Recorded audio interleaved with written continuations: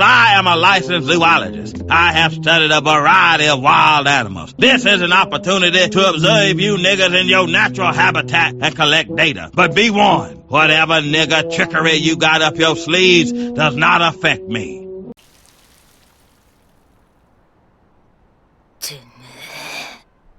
Fuck you, punk ass, bougie ass, hook ass nigga.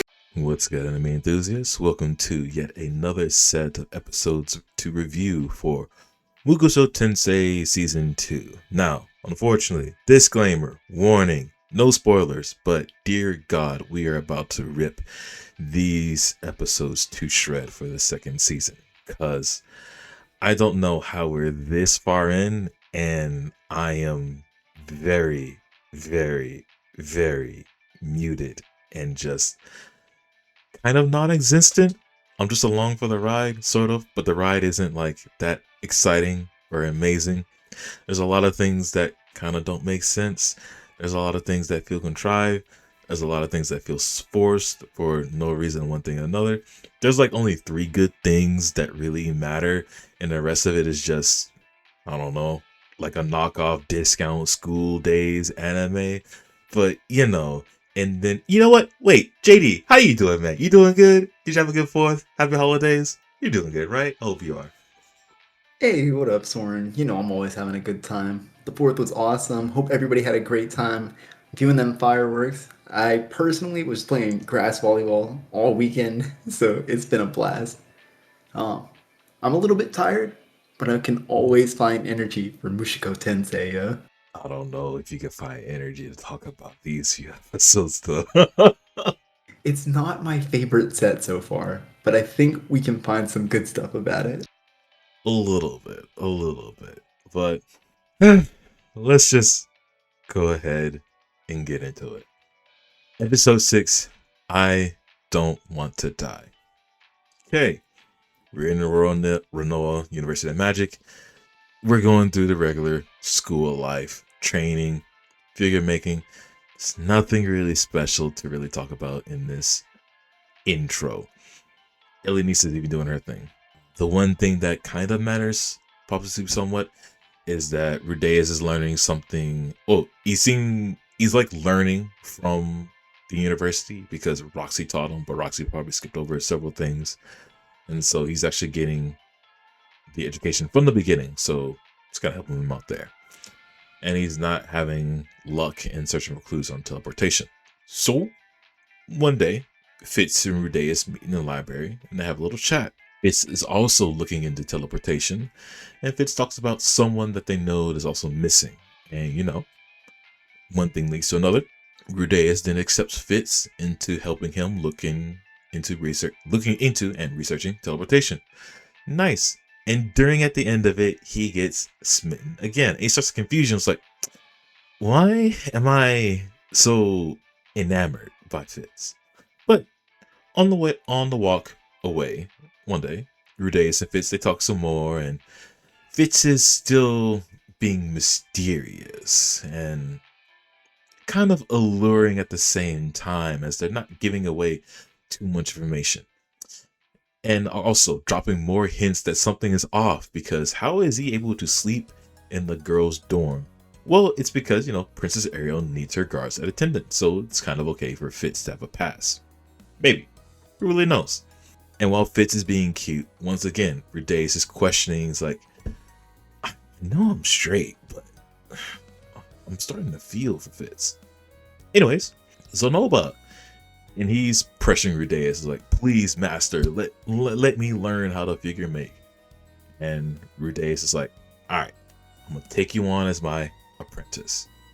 But unfortunately, Zonoba can't even conjure clay, let alone do magic to make the figures. And Rudeus is like, alright, you know what? Let's start from base. Let's make a block and let you carve into it. But also Zonoba's terrible at that, because his monstrous strength doesn't really allow him to find measurements and cutting in order to do that. So another day, Rudeus meets with Fitz in the library and they do their usual chat. And Rudeus is like, alright, I have Zonoba. He's too strong. He wants to make figures. I want to teach him. Do you have any advice? And Fitz is like, well, since Zenoba's a noble, usually nobles get a slave to help them do a task they can't do or do it for them. Rudeus is like, alright, cool. I'm gonna go to the slave market the next month. And then Fitz is like, well, I'm kind of off next month in my break. So, and Rudeus is like, I get where you're hinting at. You want to come along? And so, the time comes. Zenoba, Fitz, and Rudeus, they go into the town and they head to the slave market, which looks like a slave den / house more than anything like that. And they see all the slaves on display. And so then they meet with the merchant or owner or seller, and they start. Oh, no. Before then, while they're looking at all the stuff, they start to wonder, okay, what kind of person do we want to get? So they settle on a dwarf because dwarves are dexterous, and they also want somebody that's young because if you train somebody in magic at a young age, their talents blossom a lot more and faster, just like Rudeus and Fitz. So they talk with the slave owner, seller, merchant, and as he's going through the book, he's like, oh, you know what? I do have somebody. There's a 6-year-old dwarf girl whose family went into slavery to cover the parents' death. She's malnourished, she can't read, she can't speak human. They don't care. So they go see her anyway, and she looks miserable. And even when Rudeus speaks to the girl in Dwarvish, like she doesn't speak, she doesn't really respond that much. And Rudeus can see that she's in despair. She has that hopeless look in her eyes. She's longing for death, and she wants to die, or to not really be of this world. And it strikes a chord with Rudeus, and he's like, "Dang, that's how I used to look." So then he asks, "Hey, girl, you want to die? I can do it all for you." And then while she responds with the eyes opening, Rudeus in his mental mind is like, I can't really do much for her. If I bring her along and force her to do things, it's not gonna do much for her. I might as well put her out of her misery. As his hands goes up to her neck, and then while nothing really happens, he just gets up. And before he walks away, the dwarf girl's like, I don't wanna die. And Rudeus is like, alright, good enough. So they get the dwarf girl, they take her to a place so she can starve down some food and eat. They bounce around the idea for a name for her, and they settle on Juliet, Julie for short. And now, happy ending! Julie now lives with Zenoba, and Rudeus is teaching her languages and incantationless magic at the same time. Okay, JD, what do you want to start on this? Okay. There's not a lot to cover, but there is a lot to cover, right? I'm gonna go all the way to the start. Fritz and Rudeus, their research, right? I want to break down that scene a little bit, just because I feel like it's heavy-handed, but it's so cute, man.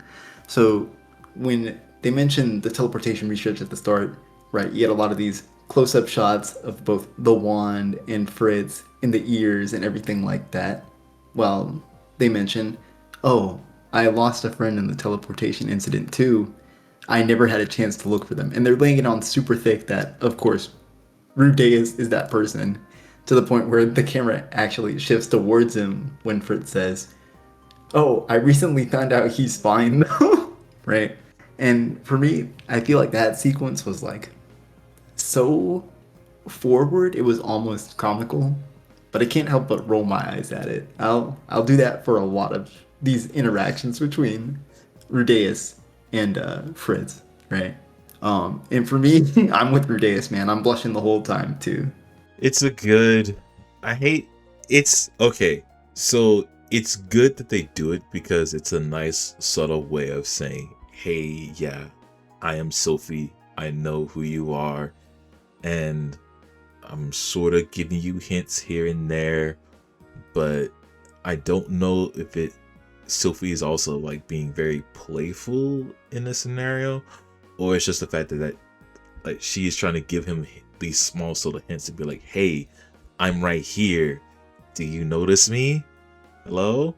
But unfortunately, when the hints and the hints and the signs are so very obvious, even in a previous episode, that now it just feels like some kind of corny like romance that's should happen at some point, but it's not gonna happen because our main character is dense as a ton of bricks at the bottom of the ocean. No, you definitely get that feeling. And this is classic in the romance genre, right? Where one hides their face and the other person will never be able to recognize them, right? Until they inevitably force and come out with it, right? They're also going to play around with the sunglasses for a long time in the coming episodes too. I do love it, but I don't understand why Fritz feels the need to hide their previous relationship. That still eludes me, and I'm wondering how necessary that is. But I guess we gotta have some runtime here for that. Yeah, just have Fitz, Sylphie play along with it, string Rudeus along. Hopefully there's an episode that'll explain it. If not, I mean, what can you do? I will say, going on to the showing of the hints of the scenes, I think that would be a lot more impactful if it wasn't blatantly obvious that it was Sylphie, and that Sylphie was like had a whole entire like disguise that you couldn't really tell. But if the hint but if these hints were like, wait, hold on, could that be Sylphie, or maybe is it somebody else? That would be better. Other than that, it's just the storyboarders or the writers just like beating us over the head. Hey, this is Sylphie, right? You remember? There was a classic play that does this exact scenario, and I cannot remember what it is, right? It was Shakespearean, I'm pretty sure. On to better things. Juliet! My little darling baby girl. Okay, before we get to Juliet, let's go on a rant about this whole Rudeus scene talking to Juliet, because this is, in my opinion, terrible writing for Rudeus. The good thing, let's start with the good, and then let's just trash it. The good thing is Rudeus seeing Julie inside the cage, seeing the long death stare of "I want to die." That's cool. That makes sense. It strikes a chord with Rudeus, as he as well has gone through a situation that made him have that long stare of death as well, and he understands her situation. He also understands that sometimes any amount of like goodness that comes his way, or that comes our way, or any salvation, perceived salvation, might not pull them out of that slump. So there's not much you can do for that. However, where does Rudeus come off of saying, hey, I might as well put her out of her misery because I can't force her to come with us and do all these things? That doesn't make sense. That does appeal to like Rudeus' good side, but also at the same time, why are you saying I might as well kill her anyway? You didn't even like attempt to try to do it anyway. Maybe she will. Who really knows? And also, Rudeus, how did you come to that conclusion anyway? And a third thing, there is no way you are killing a child in front of the slave merchant. That's his merchandise. I mean, he could do it himself, but why is some random bozo coming in and like taking out all the stock? That's bad. Second, you're not killing a child in front of Sylphie. There's no way you're doing that. And thirdly, there's no way you're doing it personally yourself, because you didn't have the build up. You did have the build up in season 1 where you wanted to off the whole entire town when everything was going against you. You took the job about the pets, and Ruger just keeps slaying people in front of you. You got shocked. You couldn't reach to Ruger's like mind and self. Evil is always evil. You should always slay evil, and you couldn't appeal to that. And so you just like, okay, you know what? I'm done with this. So you manage to make a deal with them. And then Horse Guy was like, hey, I know the deal that's going on with you. You better give me a cut of what you're doing, or I won't tell anybody. At that point, you just snap. There's nothing good that's going on. I need to get Eris out of this situation. I am willing to kill a whole bunch of people just for Eris to get out. That makes sense. You had the build up, you had the conflict. This situation had barely any of that. And this is one of those rare circumstances where we see Rudeus use, I almost called it a back route, but I guess an underhanded means of like communication to get a desired result, right? We saw that back when he used, what's it called?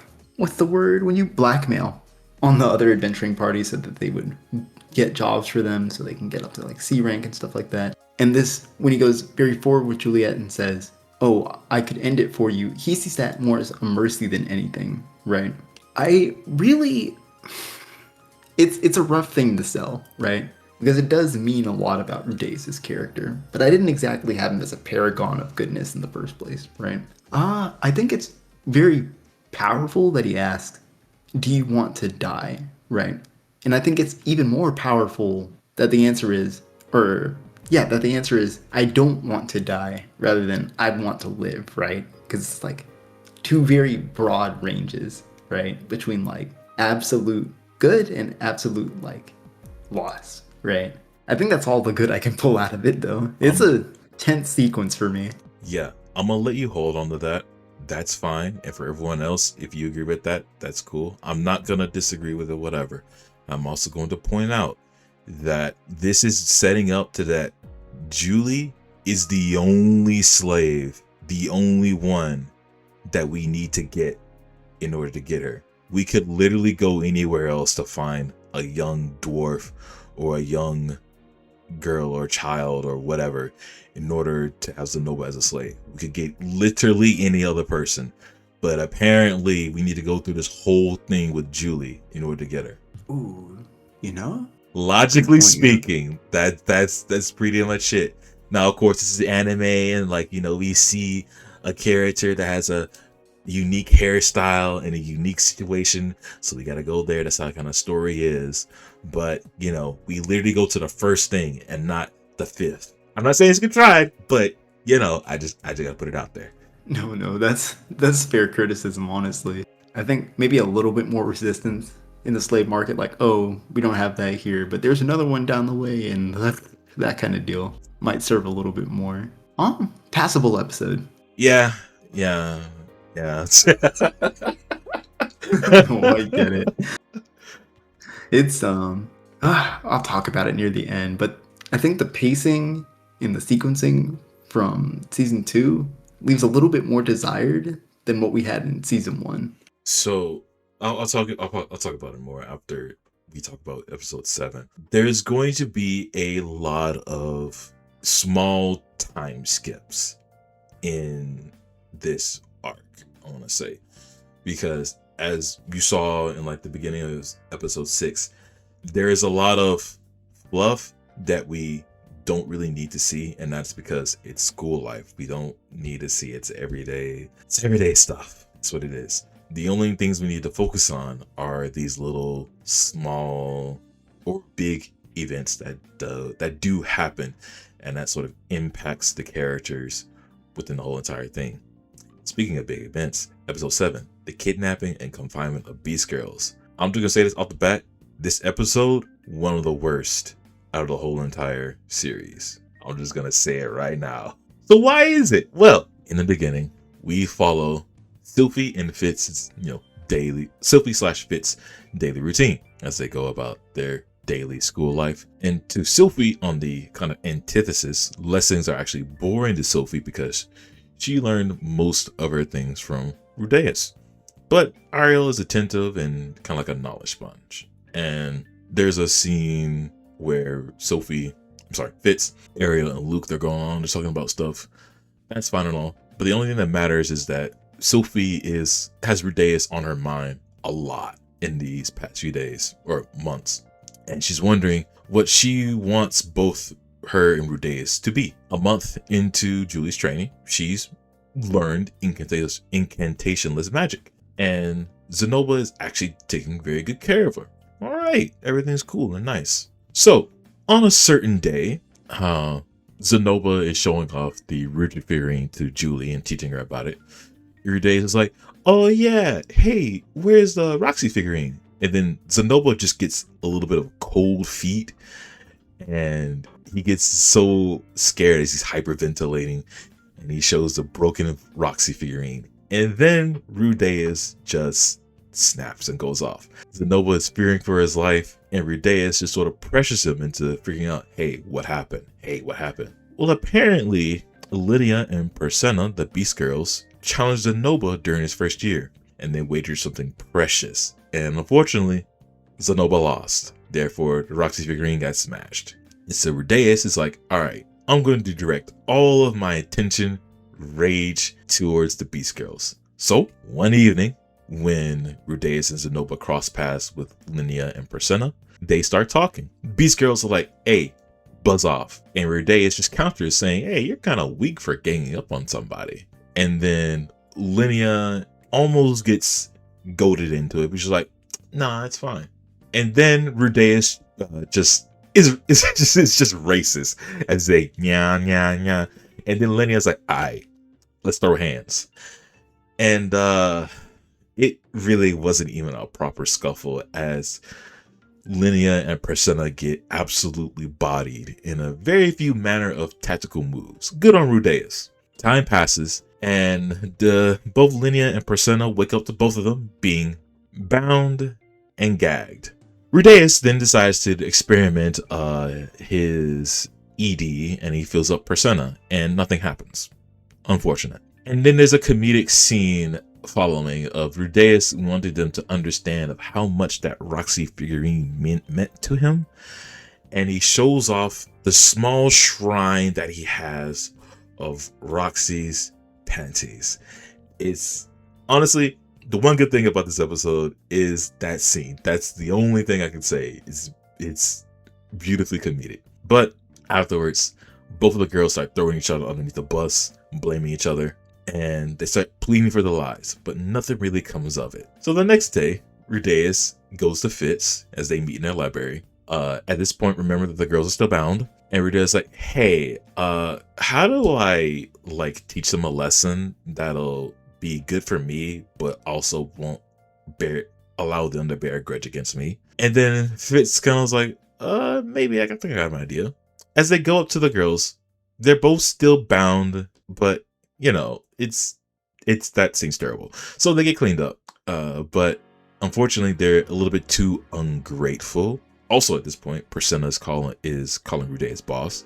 With a command from Rudeus, Fitz is able to mark them with some tattoos. And Fitz claims that, hey, it'll be permanent unless you behave. And then the girls are kind of tamed as they get to the windowsill. And before they leave, they learn that Rudeus knows the chief of Deldoa and also knows Sword King Ghislaine. And they both start calling them boss. And afterwards they dip. Of course, Fitz's whole scheme was a lie, and the whole entire tattoo ink can be washed away. Then Rudeus and Fitz have a moment. They talk to themselves. They hang out in each other's company. There's a scene where Fitz teases Rudeus about, hey, you want me to take off my sunglasses so you can see my whole face? But nothing really comes of it, as Fitz just leaves slightly embarrassed. And that is it. Let me just get this out of the way. That shot of both Linnea and Persena when Fitz gets there is absolutely diabolical. No, it's really rough. I didn't even realize after I took a second look at it, because the music hard carried the comedy of it all. But it's like, damn, bro. When you pause the scene and you take in everything that's there, remember, Rudeus left them there when he got them bound and gagged. Even to the next day, they were almost there literally for possibly 24 hours. We'll say 20 at the least. They're days out of their mind. They're hungry. They're wet on their clothes and on the floor. And of course, Rudeus is holding his nose. They stink. No, dude. No. I know this is a mature show, but no. Yeah, no words. I can say, oh, it's comedy. And it is comedy. But damn, yo. No. Type shit. Dark comedy, I guess. But yeah. Anyway, oh, Dear God, what else? Wait, what else matters in this episode? Hold on, I just realized. I'm picking it apart now, right? Where I'm picking it apart like a little bit further. Cool intro sequence. Um, when Fritz is going about their day in the animation, when they say, "Oh, Rudeus would probably do the same thing," so I end up doing it as well, right? During their morning run, you can see Rudeus in the background doing the same morning routine, just passing by, right? Yeah. Which is emblematic of him missing her and being Sophie for very obvious reasons, you know? It's cute. They're on like the same wavelength. No, it's really cool, and it also lines up with the shot from the previous episode in the intro when Rudeus is sword training, and you see Sophie running out. So it's like a cool connection there. Linnea and Priscilla are a pure comedy delinquent duo. I feel like. I think they imply that they were bigger bullies than they used to be, and that they're like nicer now. So like, part of me feels like their beatdown was unearned, but the other part of me is also like they're comic relief, so I don't really mind it. Yeah, they were just cannon fodder. They both of them just got bodied with one rock flick. Oh well, Persona got two, but the first one was more like a smoke screen so that Rudeus can focus on Linnea, which does help out that he's getting used to the demon eye, so maybe he sees more than a second ahead. So that's kind of good. He's also strong enough to where, physically strong, I should say, to where he could stop a beast folk like Linnea. So maybe that's like symbolizes something as well. I don't know. No, I thought it was kind of funny when Rudeus sweeps the floor with the two practically solo, right? And he's just like, maybe Paul and Eris were actually like really strong. Like he's like, yeah, I train with monsters.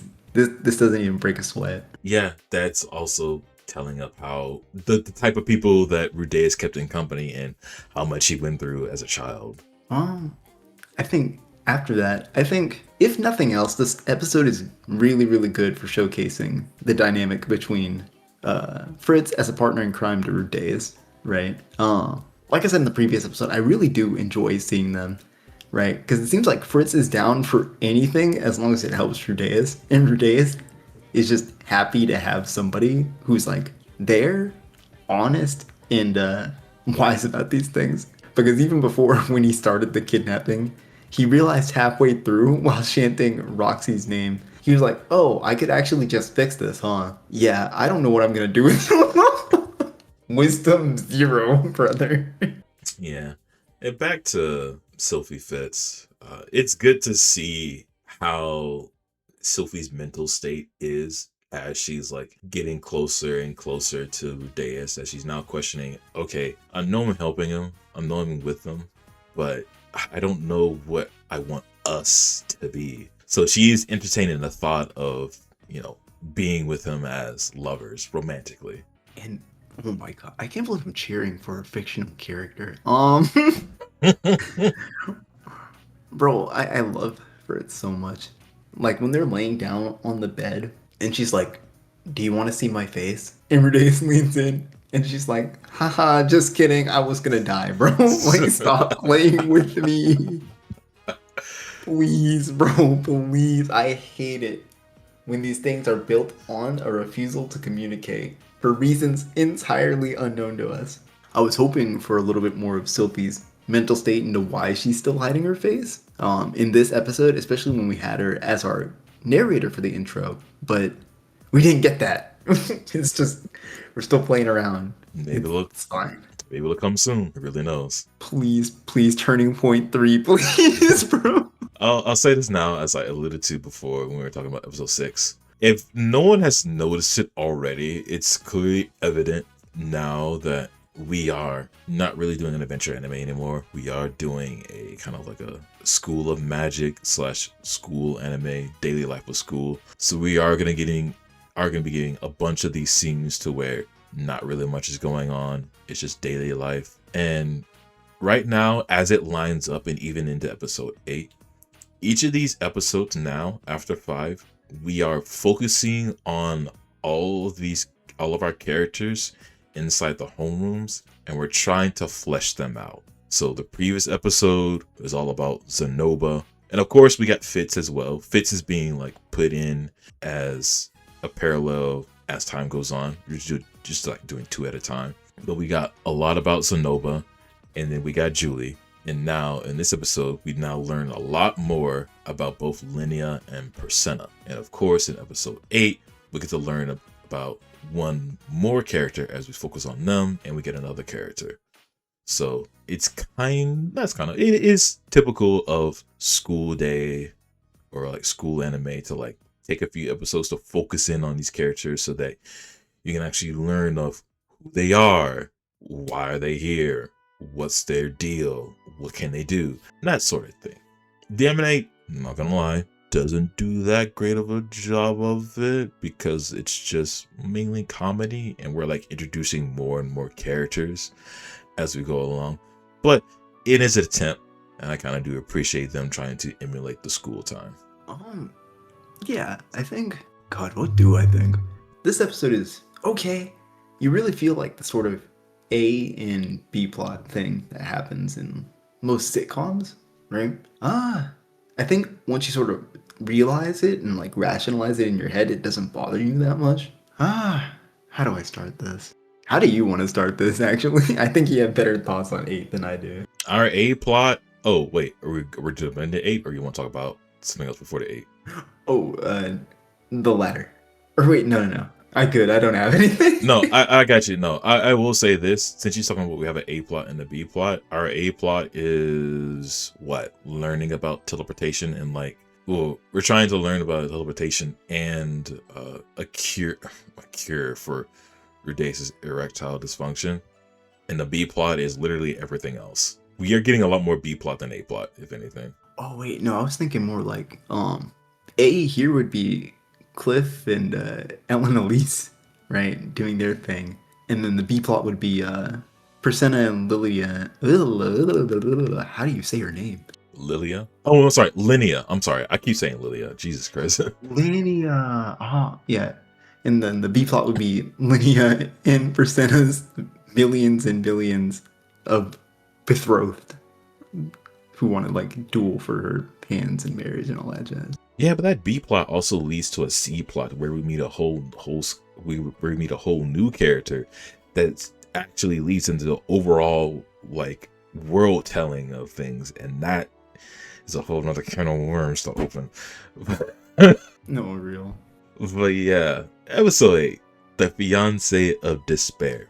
And a JD said, it's mostly about Cliff and Elenice, and there's another side, well actually a second plot with Linnea and Persena. So beginning, one evening, well I don't care much for the intro of Rudeus attempting to really get his arousal going on as he's using Linnea as his muse. That doesn't matter. What matters is that one evening, as Cliff is going along the path, he spots Elenice outside the window. And of course, he gets smitten, unfortunately.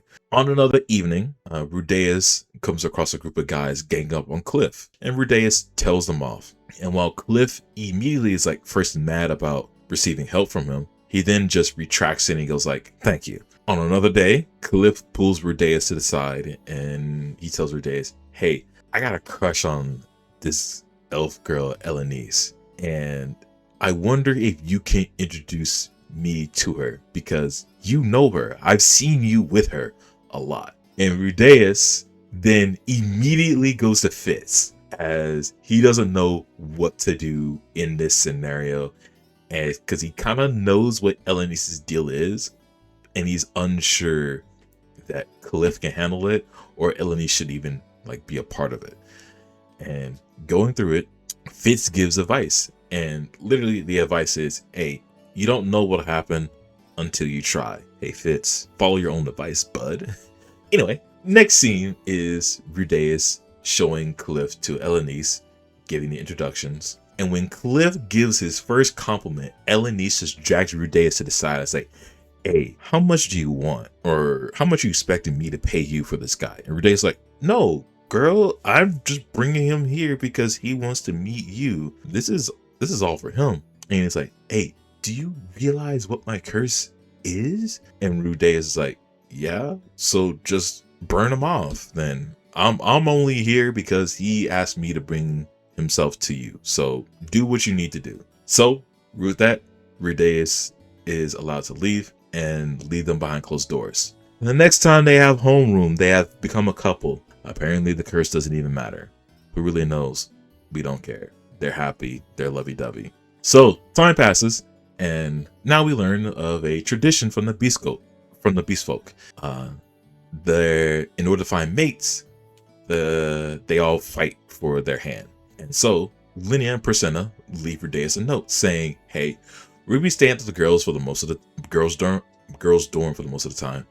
And hey, the rest is up to you. The unfortunate thing is that what that means is that Rudeus is now allowed to be challenged by a bunch of guys. One guy rolls up to Rudeus like, hey, I challenge you, because he's the guy that people need to beat in order to get to Linnea Persona. There's also this blue-haired girl off to the side. We don't know her deal is. It's whatever. She's there. She exists. She's probably important. But Rudeus beats him up. And the next time he meets Fitz, he's like, dang, there's a whole lot of people waiting to challenge me for Linnea and Persena's hand.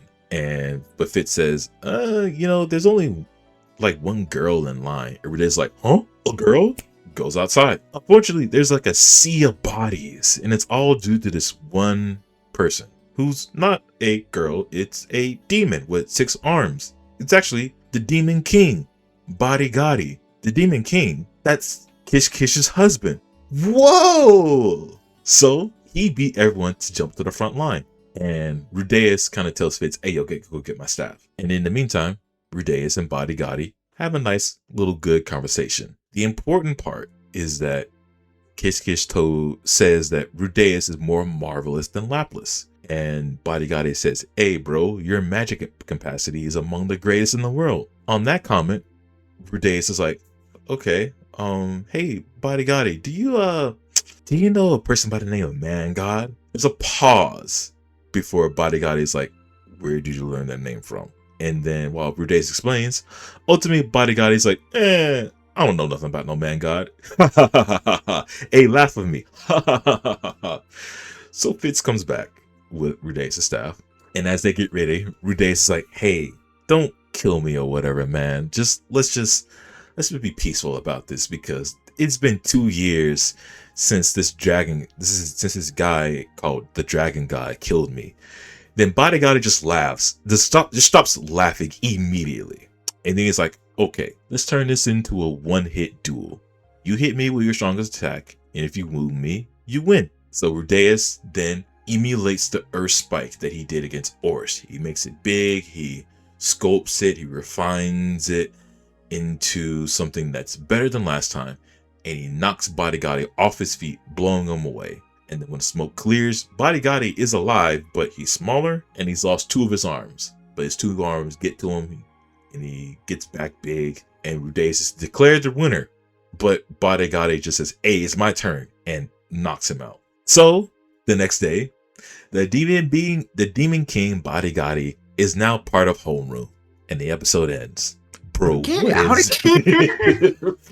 invited you, bruh? The anime thought they were slick too, because they had Rudeus like in his bed with Sylvie be like, oh, it's a good thing I'll never have to see him again. I knew it. I felt it in my bones they were gonna play in my face. Bro, why is he here? You know what? I don't care. He was one of the characters shown in the credits before the Renoa episode, so he was teased. He was gonna be there. I didn't think he would be like a student, maybe, or the homeroom teacher. He's got the student clothes, so I guess he's a student. I don't know, man. It's a magic school. It's a comedy school anime like thing now. Who cares about an adventure?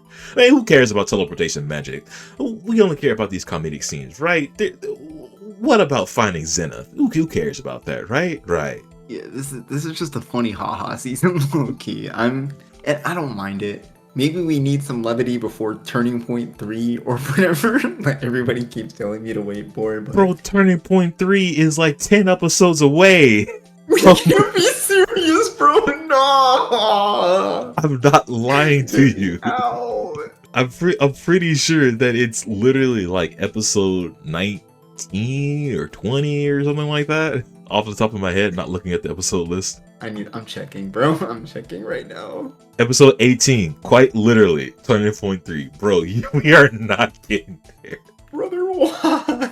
Why? Okay. Let's see here. Let's get the obvious thing out of the way. All right, Elenise. Who cares about this character anymore, right? Who cares? I don't know. What did Cliff say to this person who is cursed to have sex as much as possible, who pays people to not fall in love with her, to be in a relationship where she tries to hold herself back? What are the parameters of the curse that allows her to be this way? What do you mean that you will try to control yourself? If you have a one singular partner, is Cliff gonna die at some point? What? I don't know, man. I gotta admit, I had no idea this was gonna be the result. I was expecting Cliff to get burned and like be okay with it, but no, they're now a couple for some reason. Like, it's whatever, man. Moving on. I love Linya's expression when seeing this news. She's just like, I cannot believe the bullshit that's happening in the corner of my eye, and I am the same. It's the same, dude. I guess if we're still sticking on Cliff, good on Cliff for maturing, that he didn't like move on with the fact that, hey, Rudeus, you shouldn't have helped me. I could do this on my own. And he retracted it, saying like, thank you. I like that maturity of him.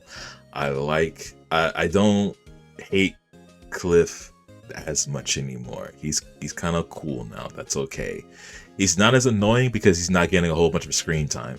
So now my likeness of him is like going up from there. You're smart, storyboarders. You're smart. Don't show the annoying character for a while, and he's okay. Okay. About all these Beastmen duels, is that just an excuse to have the Demon King show up? You said it, not me. You said it, not me. Alright, so we're kind of in agreement, right? I think in my heart, I don't want to call it a contrivance. Maybe Linnea and Persenia will have something to do with that later, right? And it'll be all chill. But I think we just need an excuse for Demon King to show up and do his thing. It's an unfortunate thing. Speaking of, who is this blue-haired girl? Yeah, you've been teased a lot. Where are you? What are you doing here? So why are you watching from around the corner, Brad? So I would need to go back and look into these other scenes, but I have a sneaking suspicion that's Nanahoshi. Wait, what? I know. I might be smoking something, but I do believe that might be Nanahoshi. Nah, it can't be. Nanahoshi had like blackish hair. Could be. I don't know. I mean, they were in like a cave-like structure, and the colors could be muted, but I don't know, man. God, did I have anything else to complain about in this episode? Sorry, this one didn't do anything for me. No, I just looked at it. Nanahoshi has black hair in this, so that's unfortunate. It would have been a call out of the century. But, I mean, who knows? Maybe they changed their hair color. Oh my god, true, actually. Just do it because they can. Yeah. So, literally the whole meat of this episode is the Demon King Bodyguardi and his knowledge of man god and dragon god, but him completely avoiding those questions. So, it's very... Okay, so, like, they're having this conversation in the middle of the circle with everyone. I can only understand it that that Bodyguardi doesn't want to have this conversation because there's a bunch of ears listening in, or it's the fact that he doesn't want to talk about it because he really doesn't want to talk about it and he doesn't want anything to deal with it. And if he hears anything that he may have to be involved and he doesn't want to be, or maybe he's trying to protect Kish, his wife, who really knows, I don't know. But there is that there. There's also the fact that Bodyguardi is now the second person to mention that hey, yo, Rudeus, your magic is on par, if not better, than Lapis. And you have one of the greatest mana capacities in this entire world. So this, again, we are scaling up Rudeus to be as powerful as, if not actually one of these 7 great powers. It's just his potential or his actual power isn't realized yet because he himself doesn't believe it, or he is still untrained in all of his magic. So that's cool, but also at the same time, I mean, we kind of just forced our way there with the bodyguardy. Yeah, what is this purpose, bro? I guess we'll figure it out in the next few episodes. Yeah, and honestly, folks, that's it. That's it. No, yeah, sorry, y'all. We're just ain't much meat here, bruh.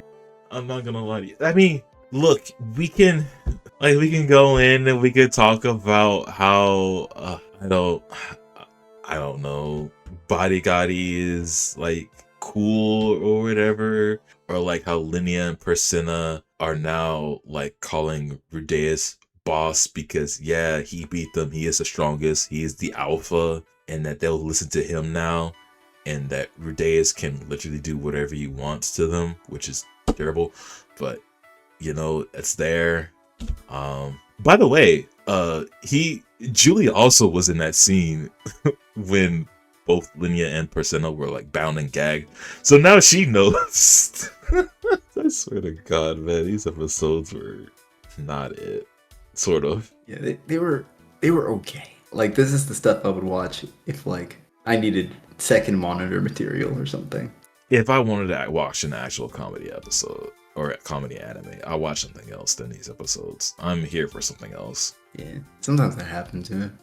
By the way, y'all that are listening in or like watching, comment down below. What did y'all think of these episodes? I know that we weren't there immediately when we were watching this week by week. I swear to you, I would be one of the most annoying and upset people if I had to, like, after episode 5, be like, all right, cool, Magic University, let's go.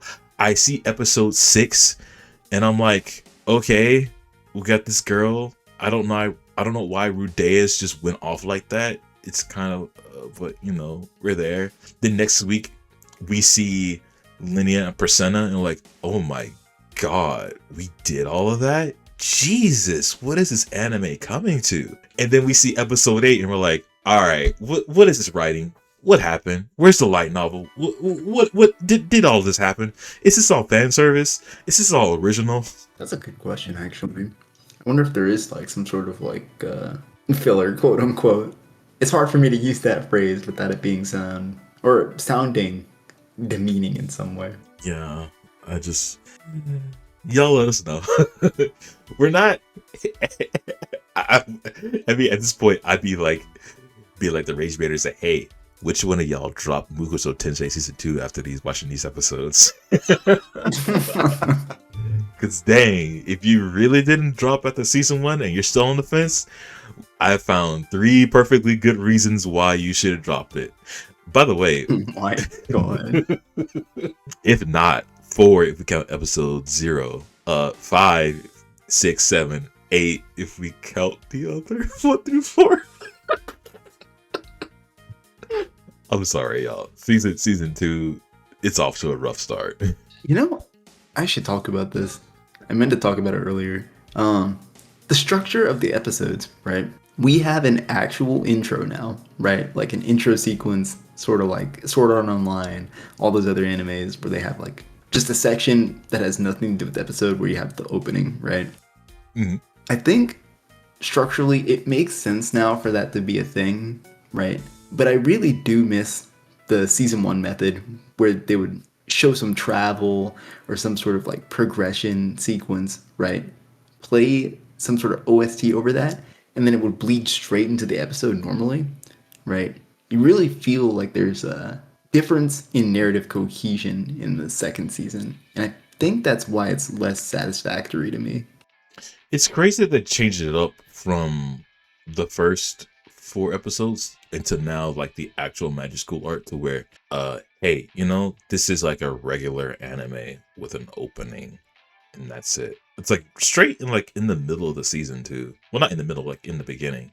it's kind of like a byproduct of like season one. It's like, hey, we're kind of like done after this, so here we go. Nah, definitely. But anyway, folks, that's all we got for real this time. Comment down below anything that y'all want to say, y'all want to offer. If you do like these episodes try to appeal to us, I'm gonna say I'm sorry, it's not gonna work, but you can try. It's okay. We can talk about it. That's pretty much it. I'll read them. I'll actually listen. Trust. I got you. For real. We're not like that evil. We will have a proper discussion. It's just, we can be funny people too. Anyway, y'all, hope all of you have a good day, night, evening, morning, wherever you are in the world. And I hope your day is just a little bit better than it already is. With that, we'll catch y'all in the next episode that is hopefully better. Here's hoping, here's praying. Let's go somewhere next time.